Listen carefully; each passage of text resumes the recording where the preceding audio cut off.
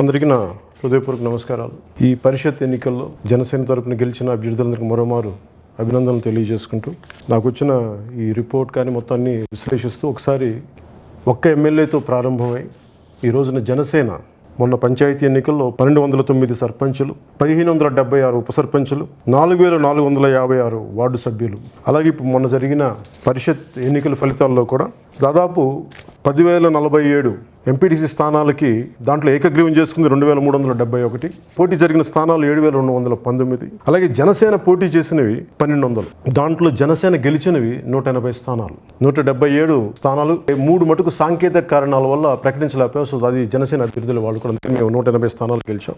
పంచాయతీ ఎన్నికల్లో 24% కొంచెం పై చిలుకు మేము ఓట్ల శాతం సాధిస్తే ఈ ఎంపీటీసీ జెడ్పీటీసీ ఎన్నికల్లో జనసేన సాధించింది మేము 25.2 పైచిలుకు శాతం మాకు వచ్చింది.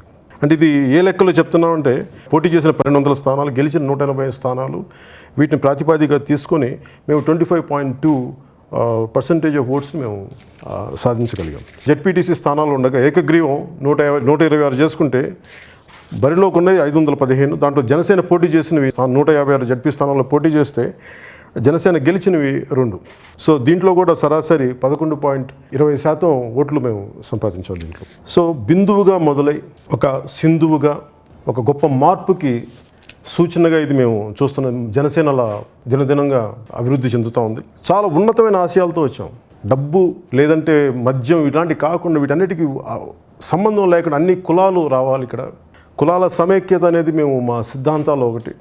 దాంట్లో భాగంగా మేము ఈ రోజున ఈ మార్పు మేము సాధించిన ఈ ఫలితాలు నాకు నిజంగా వ్యక్తిగతంగా మన జనసేన శ్రేణులకి చాలా ఆనందాన్ని కలిగిస్తూ ఉన్నాయి. పవర్ పాలిటిక్స్ లేదంటే అవకాశవాద రాజకీయాలకైతే ఇలాంటి వాతావరణంలో కొన్ని సైద్ధాంతిక సూత్రాలకి నిలబడి ముందుకెళ్తున్న అన్ని ప్రతికూల పరిస్థితుల్లో కూడా 180 స్థానాలు గెలవటం, అలాగే ఇన్ని వేల సర్పంచులు మేము గెలవటం, ఇవన్నీ కూడా చాలా బలమైన మార్పుకి సంకేతంగా చూస్తున్నాం. ఎందుకంటే గతంలో కూడా ఉదాహరణకి తెలంగాణ ఉద్యమంలో కూడా టీఆర్ఎస్ లాంటి పార్టీ గెలిచినప్పుడు చాలా తక్కువ స్థానాలు గెలిచేది, కానీ అది మార్పుకి సంకేతం. ఈ రోజున వాళ్ళే ఇక్కడ విజయ జెండా ఎగిరివేశారు.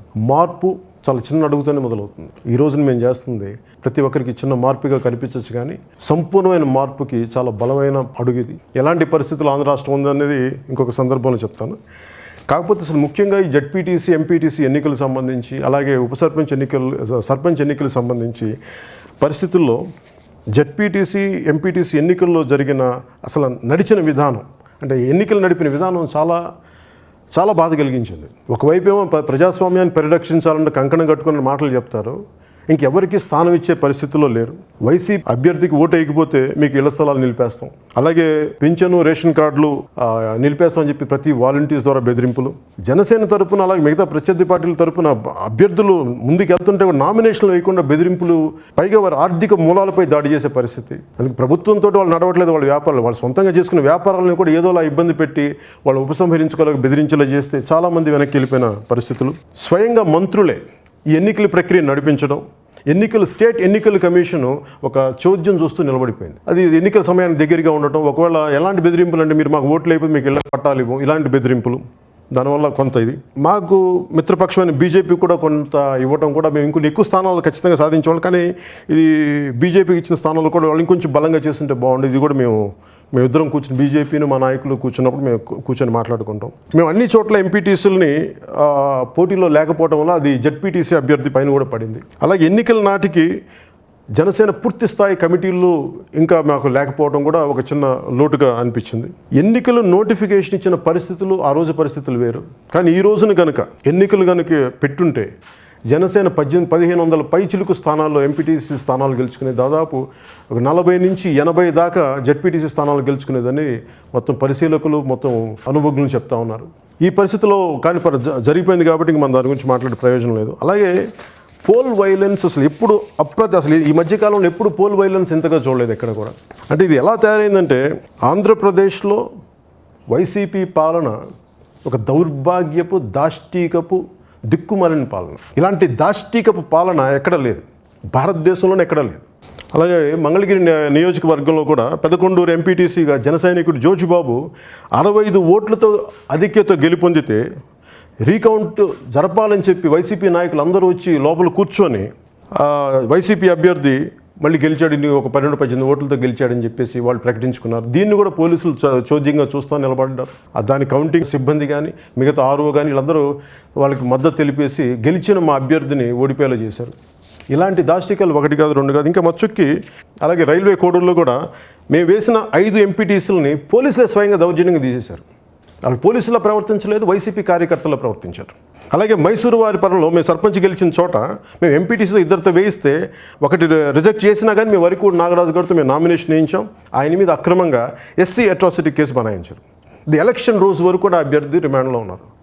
అంటే ఎంత దౌర్భాగ్యపు స్థితి. ఎందుకంటే ఇది దిక్కుమాలిన దాష్టిక పాలన. ఎందుకు అంటున్నానంటే ఎస్సీల మీద కూడా ఎస్సీ అట్రాసిటీ యాక్ట్ పెట్టే పరిస్థితికి తీసుకొచ్చారు. అలాగే కడప జిల్లాలో 559 ఎంపీటీసీలకు కానీ మేము 28 చోట్ల నామినేషన్ వేస్తే స్క్రూటినీలో రకరకాల కారణాలతోటి ఎలక్షన్ కమిషన్ సిబ్బంది కుమ్మకి రిజెక్ట్ చేశారు. అలాగే ఇందులో భాగంగా వల్లూరు ఎంపీటీసీ అభ్యర్థి దాదాపేరు గారిని కిడ్నాప్ చేసి మరీ విత్డ్రా చేయించారు. అనంతపురం జిల్లాలోని ధర్మవరం నియోజకవర్గం తాడిమర్రి జనసేన ఎంపీటీసీ అభ్యర్థులని నామినేషన్ని వైసీపీ వాళ్ళు అడ్డుకున్నారు, వైసీపీ గుండాలు అడ్డుకున్నారు. వారికి మద్దతుగా వెళ్ళిన పిఎస్సీ సభ్యులు చిలక మధుసూదన్ రెడ్డి అక్కడ చేరుకుని వాళ్ళతో మాట్లాడి తిరిగి వెళ్తుండగా ఆయన మీద వైసీపీ గుండాలు దాడి చేశారు. అలాగే ధర్మవరం నియోజకవర్గం పరిధిలో కూడా నామినేషన్ వేసిన ఎంపీడీసీ జెడ్పీడీసీ మున్సిపాలిటీ అభ్యర్థులను కూడా బెదిరించేసి దాడులు చేసే పరిస్థితి తీసుకొచ్చారు. అలాగే యాడికి ఎంపీటీసీ అభ్యర్థులైన సునీల్, జాకీర్ హుస్సేన్లని ఇళ్లలోకి మరీ వెళ్ళి నామినేషన్ ఉపసంహరించుకోవాలి, లేదంటే మీకు ఇళ్లలోకి మీకు మద్యం ప్యాకెట్ను మీకు రకరకాల అన్ని రకాల గుట్కా ప్యాకెట్లు వేసేసి మీ మీద అక్రమంగా కేసులు బనాయిస్తామని చెప్పి బెదిరించారు. అలాగే ఉరవకొండ నియోజకవర్గం వజ్రకరూరు ఎంపీటీసీ అభ్యర్థి నామినేషన్ పత్రాలను కూడా వైసీపీ వాళ్ళు దారుణంగా అపహరించేశారు. ఉదాహరణకు ఇందాక చెప్పినట్టుగా చిత్తూరు జిల్లా శ్రీకాళహస్తి నియోజకవర్గం రేణిగుంట పోలీస్ స్టేషన్లో వైసీపీ నాయకులు జనసేన పార్టీ ప్రధాన కార్యదర్శి శ్రీ బొలిశెట్టి సత్య, పిఎస్సీ సభ్యులు డాక్టర్ పసుపులేటి హరిప్రసాద్ గారిపైన అందరూ చూస్తున్న దాడులకు పాల్పడ్డారు. పోలీసులు చూస్తుండగానే అసలు భీతి కొలిపే రీతిలో అసభ్య పదాజాలంతో నానా బూతులతో వైసీపీ కార్యకర్తలు జనసేన నాయకుల మీద దూసుకొచ్చారు. పోలీసులు కూడా ఏమీ చేయకుండా కిమ్మనుకుండా చూస్తూ ఉన్నారు పోలీసులు కూడా. అలాగే నియోజకవర్గపు ఇన్ఛార్జ్ ఆవిడ శ్రీమతి వినూత గారి మీద కారు అద్దాలు పాల్గొట్టారు. అలాగే ఆవిడకి గాయాలైనవి, అవి మొత్తం గాజులన్నీ గుచ్చుకుపోయి కారు అద్దాలు పగిలిపోయి. అలాగే పుంగునూరులో కూడా ఒక పెద్ద ఆయన జనసేన తరపున మనకి ముందుకు వెళ్దామని వెళ్తే ఆయన మీద అపహరించేశారు. ఆయన నామినేషన్ పత్రం లాక్కొని వెళ్ళిపోతుంటే ఆయన ఈ ధైర్యంగా ముందుకెళ్తుంటే ఇంకా ఆయన మీదకి దాడి కూడా చేయడానికి ప్రయత్నం చేశారు. కడియం మండలం వీరవరంలో గెలిచాంగా సంబరాలు చేసుకుంటా ఉంటే అక్కడున్న వైసీపీ శ్రేణులు విచక్షణారహితంగా పోలీసులు అసలు మాదే ప్రభుత్వం అన్నట్టు విచక్షణారహితంగా కొట్టేస్తే అందులో కొత్తపల్లి అయ్యప్ప అనే కార్యకర్తకి మొత్తం అది ఎలా అంటే ఒక కర్రకి మేకులు కొట్టి బ్లేడ్లతో దాడి చేస్తే ఈ రోజుకి అది హాస్పిటల్లో ఉన్నాడు. ఇది మనం ఈ విజువల్ చూడొచ్చు.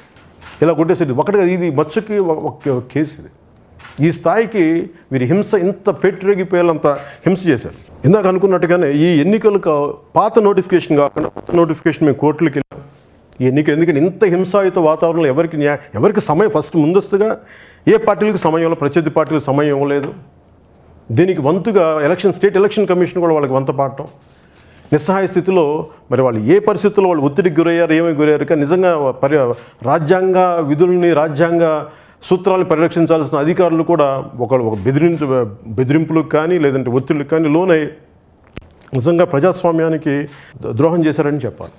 కానీ ఇలాంటి ప్రతికూల పరిస్థితుల్లో కూడా కడియం, రాజోలు, సి గన్నవరం, ఆలమూరు, కోనవరం, మలికిపురం, ఆచంట, వీరవాసనం, దుగ్గివరం మండలం అధ్యక్షుల ఎన్నికల్లో జనసేన ఒక కీలక శక్తిగా మారటం ఒక మార్పుకి ఒక బలమైన సంకేతంగా మేము చూస్తున్నాం. ముఖ్యంగా జనసేన మేము ఆ సిద్ధాంతాల్లో ఒకటైన కులాలు కలిపే ఆలోచన విధానం నిజంగా చాలా బలమైన సత్ఫలితాలను ఇస్తుంది. ఆ రోజున అన్ని కులాలు ఏకం కావాలని చెప్పి మేము ఒక సోషల్ ఇంజనీరింగ్ చేసాం మొన్న పోరాట యాత్రలు. ముఖ్యంగా అన్ని జిల్లాల్లో కలిపి పోరాటం చేసి అది ఈ రోజున నాకు అది సత్ఫలితాలు ఇవ్వటం నిజంగా ఒక చాలా సంతోషం. ఎందుకంటే ఇది ఈ రోజున గెలిచిన వాళ్ళందరూ కూడా అన్ని కులాల నుంచి వచ్చారు, ఒక్క కులం నుంచి రాలేదు.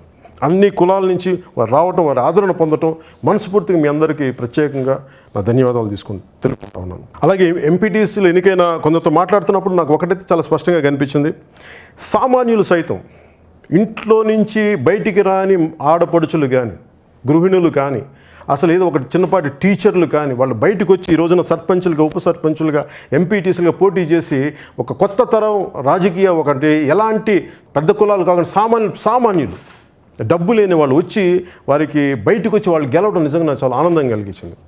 దీనికి వీళ్ళు గెలవడానికి ముఖ్య కారకులైన జన సైనికులకి, నా ప్రాణానికి ప్రాణమైన జన సైనికులకి, మా ఆడపడుచులకి, మా వీర మహిళలకి ముందస్తుగా నేను మీకు కృతజ్ఞతలు తెలియజేసుకుంటాం. మీరే లేకపోతే ఈ రోజున ఈ కీలకమైన దశ అయితే జనసేనకు వచ్చినది. కానీ మనస్ఫూర్తిగా ఇంకొక మారు మీ ధైర్యానికి, మీ సాహసానికి, మీ తెగింపుకి సాల్యూట్ చేస్తున్నాం.